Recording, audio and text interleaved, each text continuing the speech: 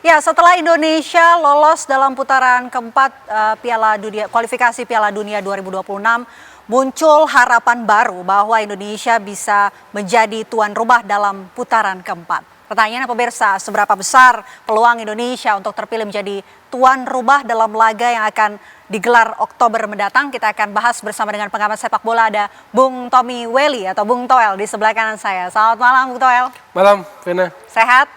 Harus sehat. Harus sehat, oke, itu saya suka. Oke, Bung Toel, ini kalau kita lihat ada peluang ya untuk Indonesia juga terpilih menjadi tuan rumah dalam putaran keempat. Seberapa besar sih peluang Indonesia bisa terpilih? Kalau lihat manuver atau berita yang sudah dikembangkan lewat AFC bahwa Qatar dan Arab akan jadi tuan rumah, peluangnya tentu mengecil ya. Kenapa tuh? Ya karena Qatar dan Arab didorong akan jadi tuan rumah putaran keempat kan begitu. Ini jadi tantangan tersendiri. Kalau kita misalnya sejak awal kita pelajari tentang penyisihan Piala Dunia 2026 zona Asia, babak keempat itu bahkan ada yang menyebut netral. Tapi kemudian ketika saya bacanya tanggal 4 Juni, jadi sehari sebelum lawan China, saya baca AFC katanya menunjuk Qatar dan Arab Saudi. Walaupun belum resmi kan begitu.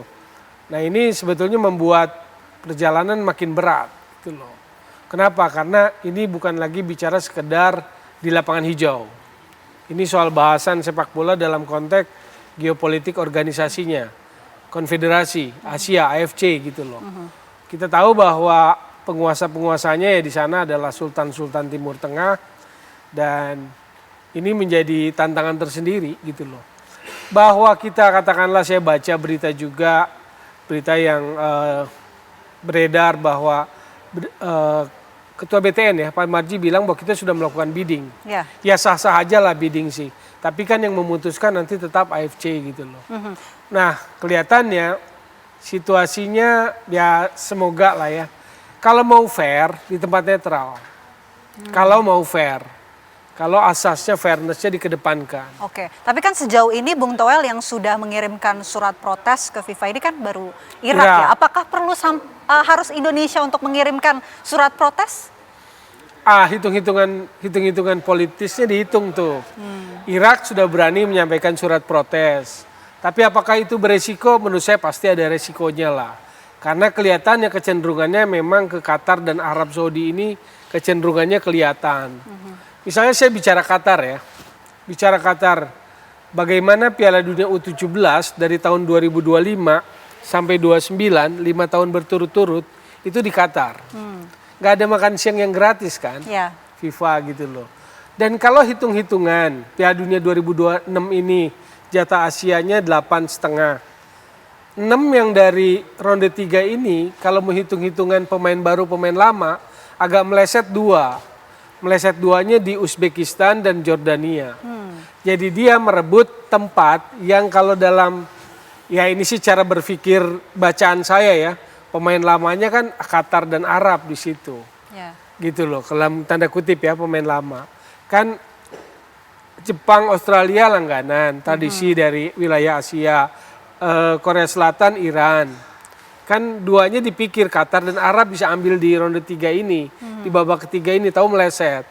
Maka kemudian mereka masih harus berjuang di babak 4. Karena posisi di ronde 3-nya diambil oleh Jordania dan Uzbekistan. Oke, itu alasan kenapa? Ya kalau kita mau lihat sepak bolanya ya. Sementara mereka kan slotnya harusnya masuknya hitungannya pemain lama lah gitu loh. Akhirnya di babak ke ini sepertinya memang kecenderungan saya lihat AFC akan dorong kepada Qatar dan Arab, kecenderungannya gitu loh. Oke, ini kan kalau soal lihat proses protes ya, apakah harus dari si pihak AFC ini yang kemudian memindahkan kepemilikan negara yang terpilih begitu untuk menjadi tuan rumah? Keputusannya AFC pasti. Irak udah protes, tinggal apakah protes itu direspon atau tidak oleh AFC kan? Ya hak-haknya AFC lah. Katakanlah Indonesia, saya nggak tahu dengan cara seperti apa akan melakukan diplomasi, akan melakukan lobby gitu. Itu juga harus dilakukan lah, baik oleh PSSI, menurut saya sih tetap harus dilakukan. Sebagai apa? Sebagai positioning kita gitu loh. Kenapa? Karena ini juga jadi PR, ini juga jadi catatan buat Indonesia, buat PSSI. Kita nggak punya perwakilan di AFC. Kita nggak ada anggota Dewan FIFA di AFC, kita nggak ada Exco AFC, nggak ada gitu loh. Oke, kalau mengenai statement ini Indonesia kan kerap kali ya merasa dirugikan, tidak diuntungkan ketika harus bermain di wilayah Timur Tengah begitu. Dengan statement tersebut bagaimana Bung Toel?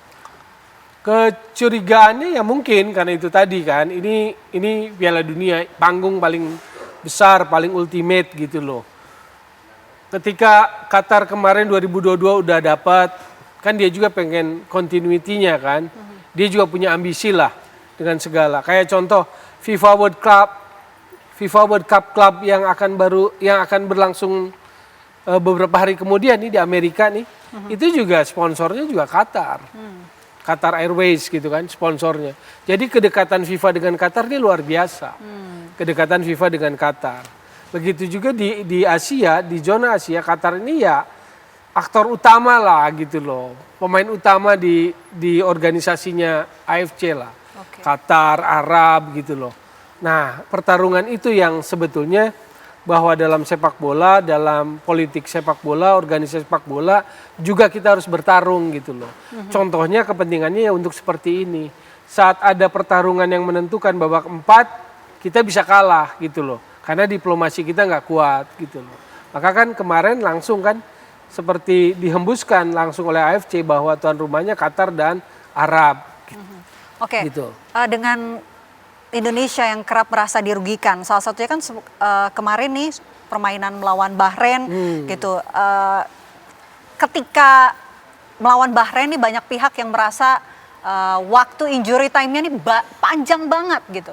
Nah itu salah satu yang bisa dikatakan Indonesia merasa dirugikan gitu. Ya itu kekhawatiran yang kita tidak ingin terjadi di babak 4. Makanya kalau boleh, kalau kita bisa dorong, main di tempat netral. Tempat netral supaya apa ya, paling tidak secara aspek sepak bolanya bisa tidak terlalu ada keberpihakan. Tapi kalau soal wasit itu hal lain, kayak kemarin yang waktu lawan Bahrain, itu memang hal lain yang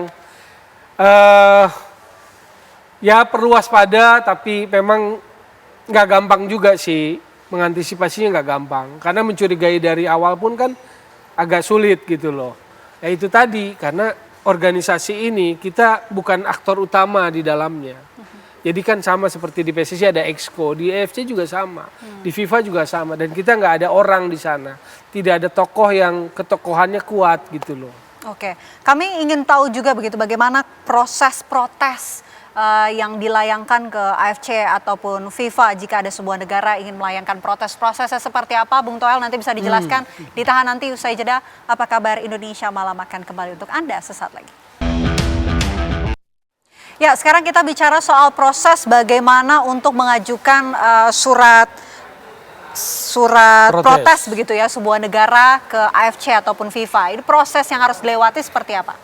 Ya disampaikan kepada Sekjen AFC, kepada kesekretariatan, tentu ditujukannya kepada Presiden AFC, kepada Exco, nanti pasti yang rapat mereka, yang memutuskan Exco di dalam.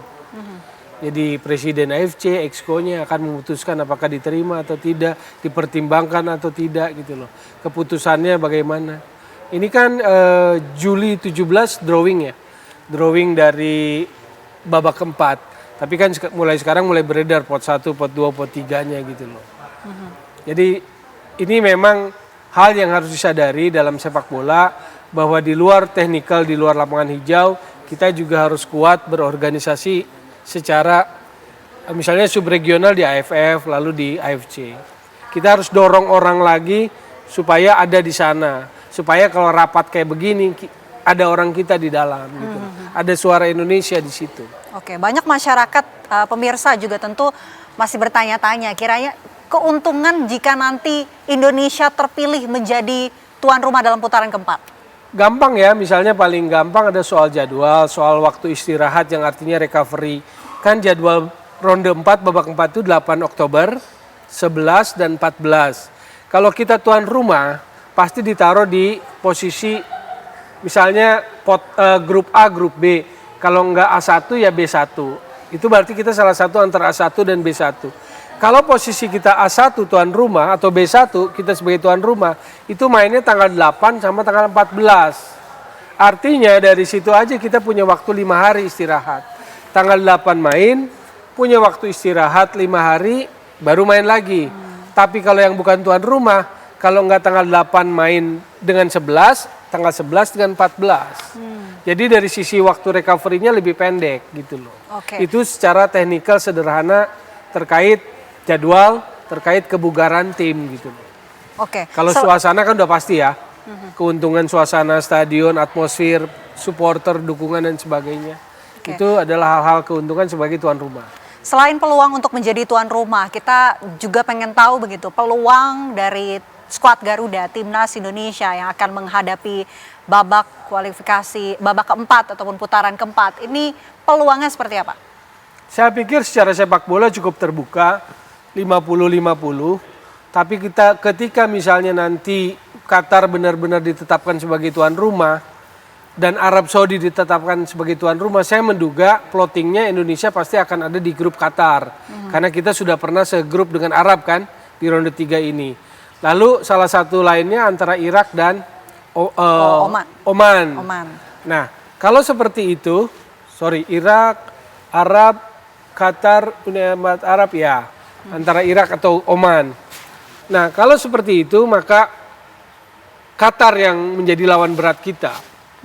Jadi kalau secara sepak bola aja 50-50, tapi ketika berarih di Qatar, kalau pakai hitungan persentase 55-45, kita jadi 45. Kenapa? Karena Qatar tuan rumah, gitu loh.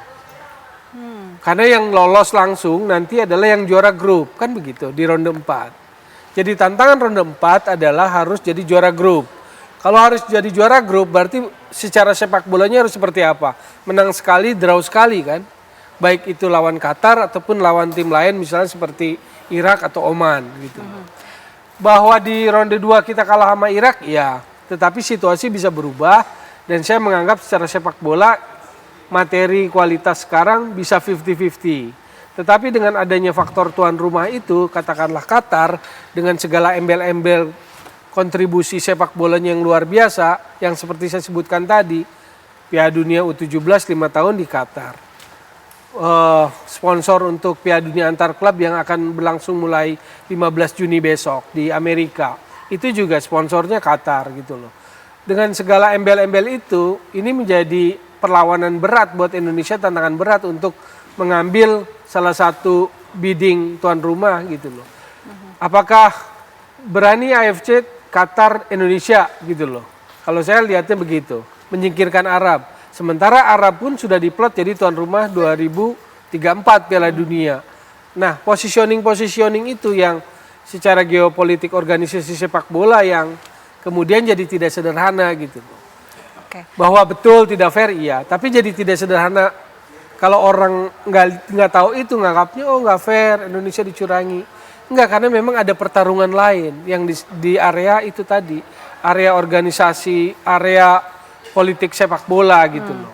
Pertarungan di area lain yang ada begitu. Tapi Bung Toel, kalau kita melihat track record dari Indonesia ketika melawan Timur Tengah, justru rasanya lebih percaya diri dan lebih unggul dibandingkan ketika melawan ras kuning. Gitu. Ya, betul itu.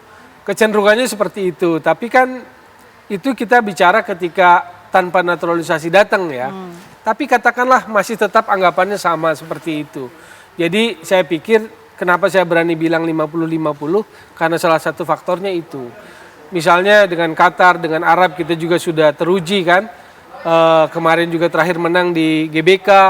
Lalu Irak lawan yang tangguh, Oman juga lawan yang tangguh. Tapi saya yakin masih tetap punya peluang secara sepak bola gitu loh. Okay. Jadi dengan segala persoalan yang akan dihadapi sampai Juli nanti, drawing, tuan rumah, kita tetap fokus pada sepak bolanya gitu loh. Baik, tetap fokus pada sepak bolanya. Nanti kita nantikan ya bagaimana keberlanjutannya. Apakah nanti Indonesia akan terpilih menjadi tuan rumah? Terima kasih banyak. Semoga ya. Ada itu harapan upaya kita diplomasi, semua. Lobby yang kuat gitu Baik. loh. Oke, terima kasih Bung Toel atas waktunya di Apa Kabar Indonesia Malam. Sehat selalu Bung Toel. Sehat-sehat juga. ikut program belanja berhadiah 16 miliar di Depo Bangunan. Belanja di Depo Bangunan bisa semakin untung, untung, dan untung. Depo Bangunan, supermarket bahan bangunan yang lengkap, nyaman, dan murah. Hanya di